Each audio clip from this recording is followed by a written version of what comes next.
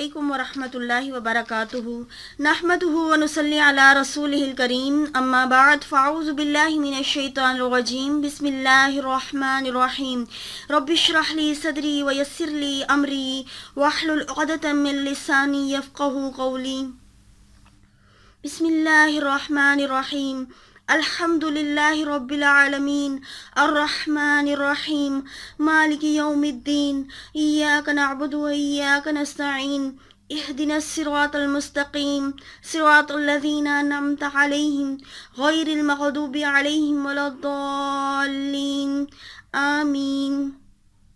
سورۃ الفاتحہ، آخر اس کے اندر کیا خاص بات ہے جو ہم نماز میں پڑھتے ہیں اور اس صورت میں پڑھتے ہیں ہمیں سمجھ نہیں آتا کہ ہم کیا کہہ رہے ہیں۔ اس لیے مسلمان ہونے کے ناطے ہمارا فرض ہے کہ ہم جو کچھ بھی منہ سے نکالیں اس کو ہم سمجھ کر پڑھیں، خواہ وہ بات اچھی بات ہو یا بری بات ہو۔ آئیے اس صورت میں غور کرتے ہیں کہ یہ صورت ہمیں کیا کہتی ہے اور اس میں کیا لکھا ہے کہ جس کے بغیر نماز نہیں ہوتی۔ احادیث میں سورۃ الفاتحہ کی بڑی فضیلت آتی ہے۔ فاتحہ کے معنی آغاز یا ابتدا کے ہیں۔ فاتحہ کے معنی کھولنے والی۔ سورۃ فاتحہ قرآن پاک کی کنجی ہے، اس کو پڑھنے سے دل و دماغ کھلتے ہیں، قرآن پاک کھلتا ہے۔ سورۃ الفاتحہ کے کئی نام ہیں: الفاتحۃ الکتاب، ام القرآن، سبع المثانی، القرآن العظیم، الشفاء، الدعاء۔ اس سے کتاب کھلتی ہے، اس کے پڑھنے سے دل بھی کھلتا ہے اور دماغ بھی کھلتا ہے، اور اس کو پڑھ کر دعا قبول ہوتی ہے اور تب قرآن دل پہ اثر کرتا ہے۔ سورۃ الفاتحہ پڑھنے سے دعا کی قبولیت کی طرف اشارہ ہے۔ اللہ تعالیٰ کا لاکھ لاکھ احسان ہے جس نے ہمیں یہ سعادت دی ہے کہ ہم مل بیٹھ کر کچھ وقت اس آگے کے لیے محفوظ کر سکیں۔ ہم دن میں بہت وقت ضائع کرتے ہیں، صرف یہی موقع ہوتے ہیں جو باقی رہتے ہیں۔ جس طرح حدیث سے یہ بات ثابت ہے کہ قرآن حکیم کی تلاوت کر اور اللہ کے ذکر کا اہتمام کر، اس سے آسمانوں میں تیرا ذکر ہوگا اور زمین میں نور کا سبب بنے گا۔ الا بذکر اللہ تطمئن القلوب، خبردار اللہ کے ذکر سے دل مطمئن ہو جاتے ہیں۔ ہدایت دنیا میں ملے گی اور فرشتے بھی ایسی محفلوں میں پر پھیلاتے ہیں۔ آج میں آپ کو سورۃ الفاتحہ کی کچھ فضیلت بتاؤں گی۔ اللہ ہمیں اس کو صحیح طریقے سے سمجھنے کی توفیق عطا کرے تاکہ ہم اس سے مستفید ہوں، اور نماز میں اس کو سمجھ کر پڑھنے سے پھر مزہ اور خشوع بھی آتا ہے۔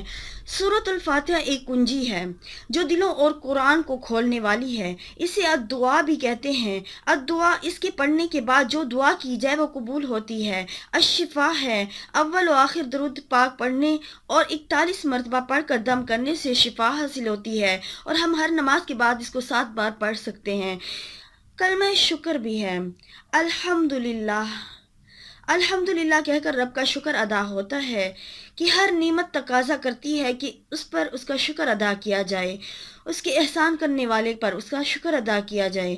تو نماز میں جب ہم اس کو سمجھ کر پڑھیں گے، شعوری طور پر دل سے پڑھیں گے، تو اللہ تعالیٰ اس سے راضی ہو جاتا ہے۔ اس کا وعدہ ہے اگر تم شکر ادا کرو گے تو میں تمہیں زیادہ دوں گا۔ عقل مند ہے وہ انسان جو اپنے محسن کو یاد کرے۔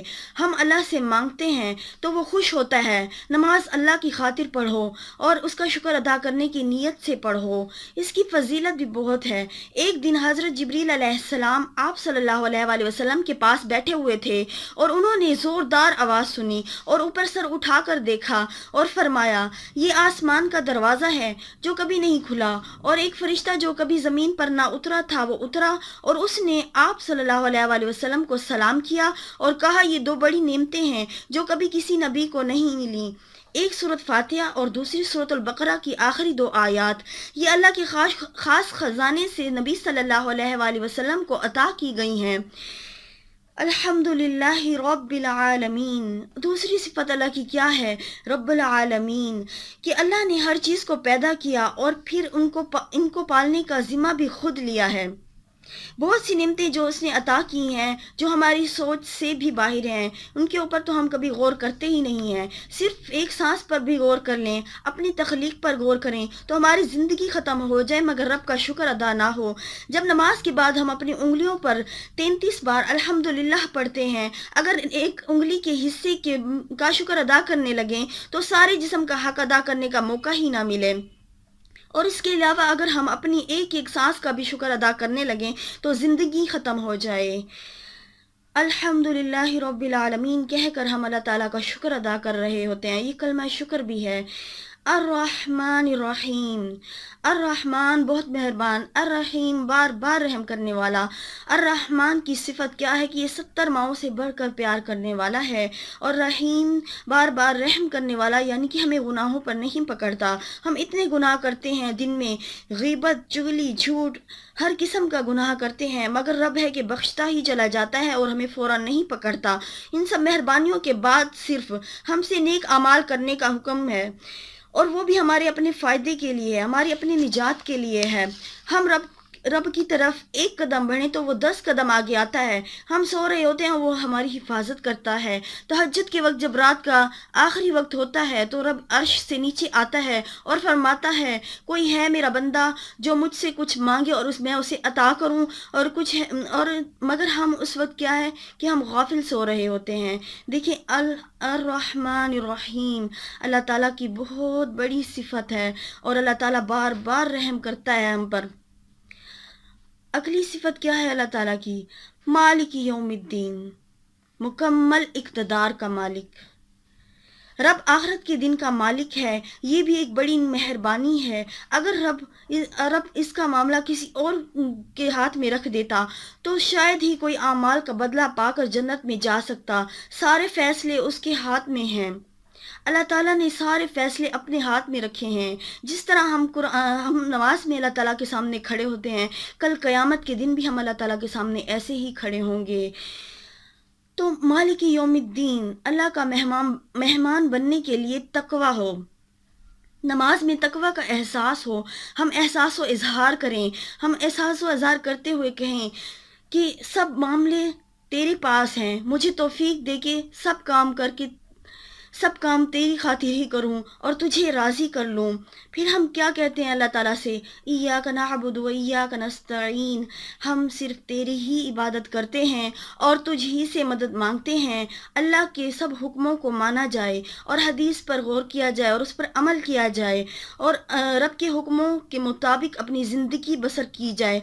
یہ رب سے ہم دعویٰ کر رہے ہوتے ہیں کہ ہم تجھ سے تیری عبادت کرتے ہیں اور تجھی سے مدد مانگتے ہیں، مگر ہم عمل میں غیر مسلموں کی پیروی کرتے ہیں۔ عبادت میں 2 چیزیں ہیں، ایک حقوق اللہ اور دوسرا حقوق العباد۔ حقوق اللہ میں تو نماز، روزہ، حج، زکوٰۃ جیسی عبادات آ جاتی ہیں، اور حقوق العباد میں بندوں کی خدمت وغیرہ۔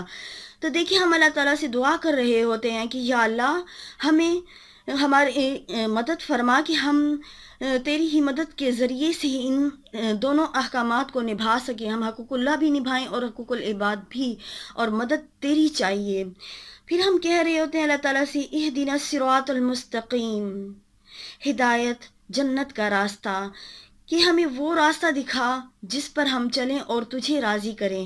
دیکھیں ہم ہدایت مانگ رہے ہوتے ہیں، اور زندگی گزارنے کے لیے بھی ہم اللہ تعالیٰ سے ایک رہنمائی مانگ رہے ہوتے ہیں کہ ہم کس طرح کی زندگی بسر کریں۔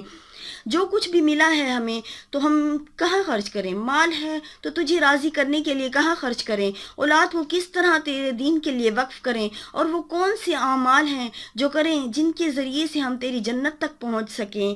دیکھیں ہم اللہ تعالیٰ سے بہت گزاری کے ساتھ اگر ہم اس طرح کی دعا کریں گے تو اللہ تعالیٰ ہماری مدد فرمائیں گے۔